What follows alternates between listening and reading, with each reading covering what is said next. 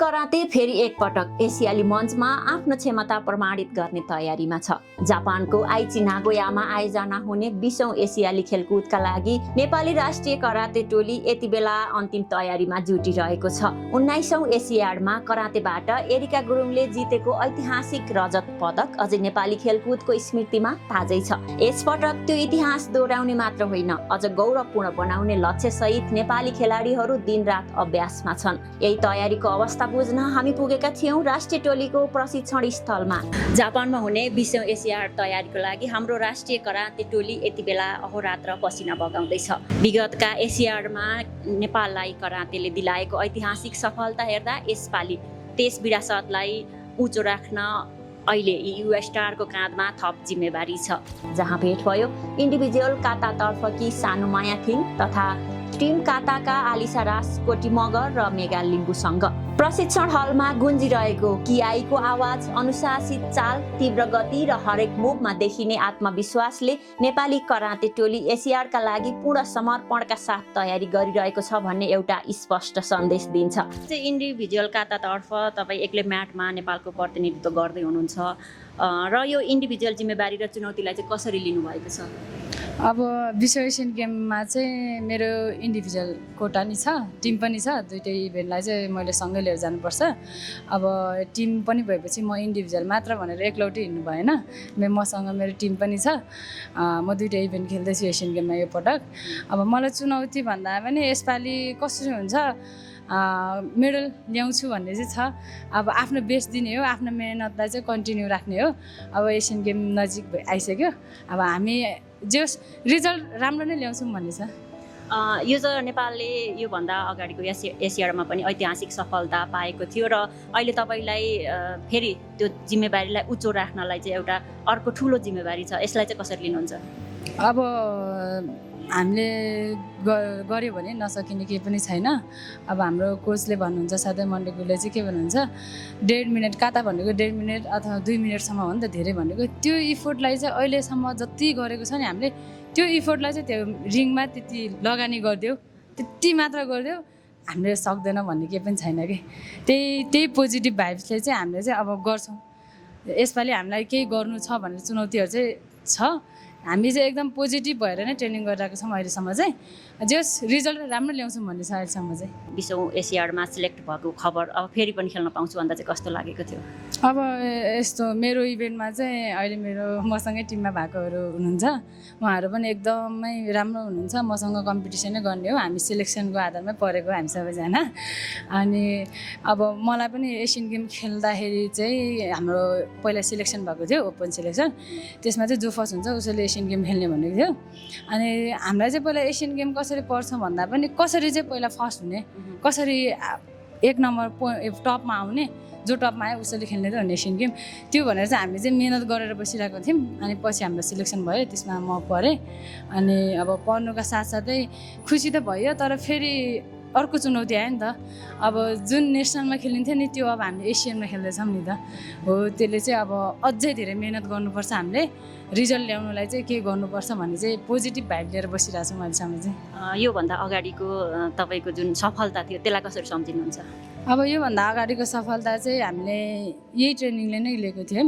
अब हामीले योभन्दा अगाडि चाहिँ धेरैवटा गेम खेल्यौँ। एसियन च्याम्पियनसिपै 2वटा खेल्यौँ, वर्ल्ड च्याम्पियनसिप खेल्यौँ।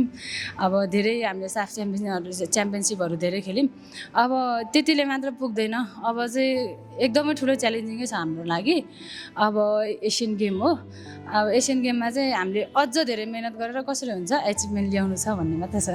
जापानमा हुने 20औं एसियाड नेपाली करातेका लागि अर्को ऐतिहासिक अवसर हो। विगतमा करातेले नेपाललाई एसियाडमा पदक दिलाएको इतिहास बोकेको छ। त्यसैले यसपटक पनि सबैको नजर करातेमाथि छ।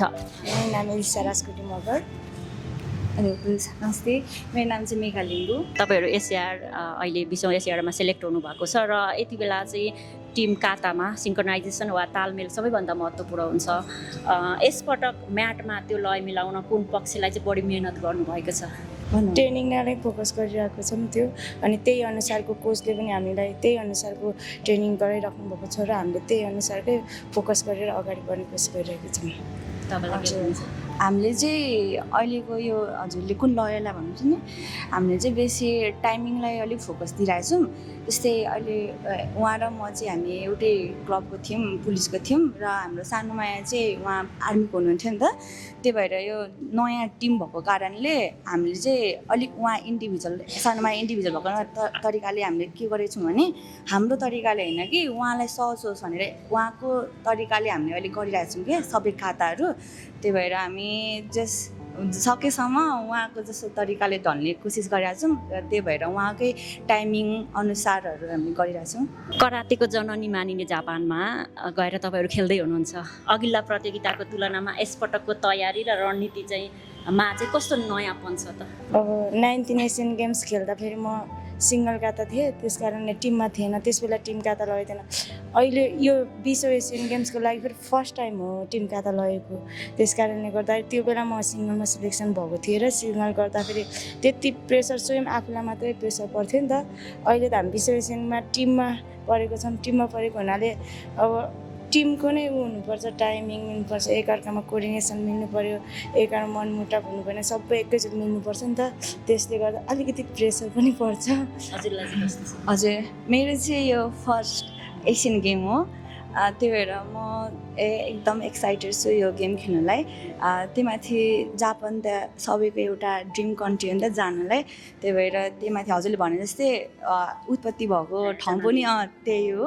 त्यही भएर हामी त्यही जान पाउँदाखेरि धेरै खुसी छौँ र त्यही अनुसारले हामीले मिहिनेत पनि गरिरहेको छौँ। र जुन हामीलाई कोचहरूले हामीलाई जुन विश्वास गरेर हामीलाई जस हाम्रो क्षमता देखेर यिनीहरू चाहिँ सक्छ है भनेर जुन प्रस्ताव अगाडि राखेर हामी अगाडि बढिरहेको छौँ, त्यसलाई चाहिँ हामी सक्दो हाम्रो बेस्ट दिन चाहन्छौँ।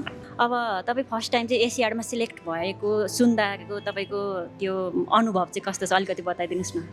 हजुर सुरुमा चाहिँ कस्तो थियो भने पहिला जस्तै उहाँहरू 19 एसियनमा जाँदाखेरि चाहिँ तपाईँलाई ड्रिम थियो? हजुर ड्रिम पनि थियो, प्लस त्यतिखेर चाहिँ इन्डिभिजुअललाई मात्रै लाने उयो थियो क्या। त्यस्तै चलन जस्तै भनौँ जस एउटा तरिका त्यो इन्डिभिजुअल मात्रै लानुहुन्थ्यो। त्यही भएर यसपालि पनि सेलेक्सनमा चाहिँ हामी जस इन्डिभिजुअलमा जो फर्स्ट भयो नि जस्तो सानोमा उहाँलाई मात्रै लानुहुन्छ होला भनेर सोचिरहेको थियौँ। तर भित्र छलफल भए अनुसार बिस्तारै हामी टिममा पनि पढ्यौँ। त्यही भएर जस्ट नसोचेको भयो चाहिँ राम्रो गर्नुपर्छ है, यसरी अपर्च्युनिटी पाएको छौँ भन्ने फिल भइरह। अब त्यो पुरा गर्न हामी लागिरहेछौँ दिनरात नभनी। मेडल जितिन्छ भन्नेमा चाहिँ कतिको विश्वस्त हुनुहुन्छ तपाईँ? हजुर त्यो चाहिँ कस्तो छ भने यो एसियन गेम हो, सबै कन्ट्रीको टिमहरू अभियसली एकदम मिहिनेत गरेरै आउनुहुन्छ। चुनौती त हुन्छ, तर हाम्रो मन्डी गुरुको जुन हामीलाई बेला बेला यो फिजिकल ट्रेनिङ साथसाथै हामीलाई जुन मेन्टालिटी जुन हामीलाई हुन्छ नि कहिले कहिले हामीलाई राखेर जुन हामीलाई मोटिभेट गर्नुहुन्छ नि, त्यो उहाँ आफू स्वयंको जोस देखेर चाहिँ हामीलाई पनि हामी नि सक्छौँ है, जस उहाँले हामीप्रति आश गरेको देखेर चाहिँ सक्छौँ है हामी पनि भन्ने चाहिँ भइरहेछ। कडा अभ्यास, आत्मविश्वास र देशका लागि केही गर्ने अठोट नेपाली कराते टोलीमा यी तीनै कुरा स्पष्ट देखिन्छ। अब बाँकी छ जापानको म्याटमा त्यसलाई उत्कृष्ट प्रदर्शनमा बदल्ने चुनौती। विगतमा करातेले एसियाडमा नेपाललाई पदक दिलाएर इतिहास रचेको छ। यसपालि नेपालका लागि पदक ल्याउने तपाईँहरू तीनजनाको चाहिँ कतिको विश्वास छ त? विश्वास भन्दा नि हामीमाथि चाहिँ एकदम धेरैजनाले आशा राखेको छ। किनभने यो एसियन गेममा चाहिँ टिम भनेको पहिलोपटक नै भन्दा नि हुन्छ। किनभने पहिला हाम्रो फिमेल लेडिज कातामा चाहिँ इन्डिभिजुअलमा चाहिँ थर्ड थियो। त्यसकै अब त्यो इतिहास चाहिँ अहिलेसम्म तोड्न सकेको छैन नि त खातामा। त्यही हुनाले पनि अब बाहिर हामीले धेरैवटा गेमहरू खेलिसक्यौँ, म्याचहरू एक्सपिरियन्सहरू लिइसक्यौँ।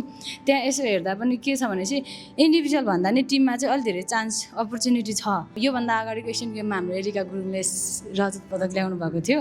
अब यसपालि चाहिँ अझ राम्रो रिजल्ट लिएर आउँछ भन्ने आशले चाहिँ हामी टिममा छौँ। अब हामीले पनि के छ भने चाहिँ हामी तीनजनाले चाहिँ अब एक ग्रुप भएर एकदम आफ्नो तर्फबाट चाहिँ 100 दिन्छौँ, कसैलाई निराश बनाउँदैन भन्ने हिसाबले ट्रेनिङ गरिरहेको छ। तपाईँ चाहिँ योभन्दा पहिला पनि र तपाईँको सेकेन्ड टाइम हुन्छ? अनि तपाईँको चाहिँ फर्स्ट टाइम। अब यो तालमेल चाहिँ कसरी मिलिरहेको छ त, म तपाईँसँग छु। यो तालमेल चाहिँ एकदम भनौँ न अघि भने जस्तै हामी नयाँ टिम जस्तै उहाँले भन्नु चाहिँ सेलेक्ट गरेर ल्याएर हामीले सबै अब हुन्छ नि नयाँ तरिकाले गइरहेको छौँ। जस्तै उहाँ इन्डिभिजुअल हुन्छ, त्यही भएर उहाँलाई सहज होस् भन्ने तरिकाले हामी उहाँकोतिर ढल्किरहेको छौँ। त्यही भएर अभियसली सबैको गर्ने तरिका फाल्टै फाल्टै हुन्छ, त्यही भएर हजुर उहाँतिर ढल्दा अलिक टाइम त लागिरहेछ। तर हामी पहिला नै फर्स्ट डेमा भन्दा अहिले यहाँसम्म प्र्याक्टिस गर्दै आइन्जेलसम्म चाहिँ हामीले केही परिवर्तन केही अलिक राम्रो पहिलाको भन्दा राम्रो भएको देखिरहेको छौँ। त्यही भएर चाहिँ अलिक आश बढेको छ। यति बेला चाहिँ तपाईँलाई कतिको प्रेसर छ त? हजुर प्रेसर उहाँले भन्नुहोस् नि अहिले हामीलाई सबैले होइन आश गर्नुभएको छ, त्यही भएर प्रेसर त छँदै नै छ। अनि त्यो माथि उहाँहरू सँगै ट्रेनिङ गर्न पाउँदा नि धेरै खुसी छु। अनि प्लस उहाँहरू जस्तै गर्न नि खोजिरहेको छु, जस मलाई मोटिभेट भइरहेछ भनौँ न। जुनियरसँग कोअर्डिनेट गर्न चाहिँ तपाईँलाई कतिको गाह्रो छ या सजिलो छ, के भइरहेको छ? अब एलिसा पहिला पनि एसियन गेम खेलिसकेको मान्छे, ऊ धेरै उसँग धेरै एक्सपोजर पनि छ, उसँग धेरै एक्सपिरियन्स पनि छ।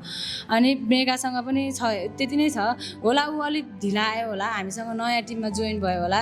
तर हामीले चाहिँ यस्तै एक्सपिरियन्स कम हुन्छ भनेर अस्ति भर्खरै बङ्गलादेशमा हामीले एउटा म्याच पनि खेलेर आइसक्यौँ, हाम्रो राम्रै भएको थियो रिजल्ट। अब एसियन गेममा गएर चाहिँ अझै योभन्दा राम्रो गर्छौँ भन्ने चाहिँ हामी तिनजनामा एकदम धेरै पोजिटिभ भाइब्स लिएर बसेको छौँ। अब एसियन गेम चाहिँ यही असोजको 3 गतेबाट हुँदैछ जापानको नागोयामा।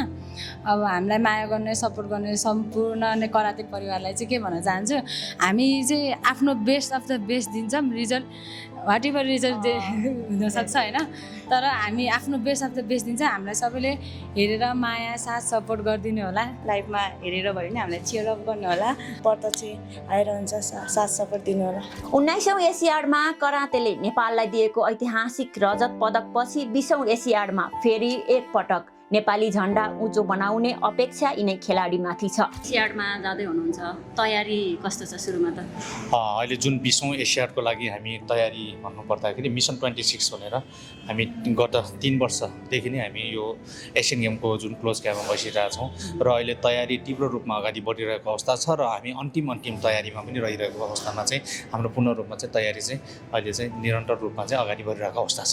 एलिसा राजकोटी एज गत 19औं एसियन गेम खेलेको इन्डिभिजुअलको काटाको जुन विधामा खेलिसकेको खेलाडी छ भने हामीसँग अहिले सानो मायाथिङ छ। एसियन च्याम्पियनसिपमा जुन अनुभव बटुलिसकेका र एसियन गेमबाटै नै हाम्रो वर्ल्ड च्याम्पियनसिपसम्म क्वालिफाइड भएर वर्ल्ड च्याम्पियनसिप खेलेर आफ्नो दबदबा बनाइसकेको छ भने मेगा लिम्बू एज अ नयाँ खेलाडी भन्नुपर्दा पनि ऊ पनि विभिन्न राष्ट्रिय प्रतियोगितामा स्वर्ण पदकधारी नै हो।